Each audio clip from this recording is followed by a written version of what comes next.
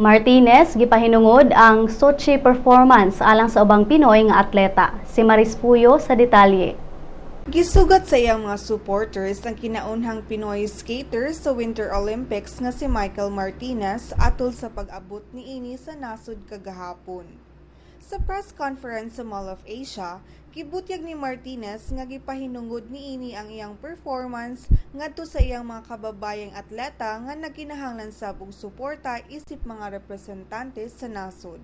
Mapasalamaton si Martinez sa iyang pamilya, sponsors, ug lakip na sa mga Pinoy nga misuporta kaniya sa kompetisyon. Maayong balita sab ang gianunsyo ni SM Prime Holdings President Han C. kinsa miingon nga suportahan niini ang batang figure skater aron makuha ang unang medalya sa Pilipinas sa Winter Olympics sa Pyeongchang, South Korea karong 2018. Gihatagan sab sa SM Group si Martinez og $10,000 isip lifetime skating privilege. Sugod karong adlaw hangtod ugma Martes, mopahigayon ang Pinoy skater og performances sa SM Skating Rings sa Metro Manila.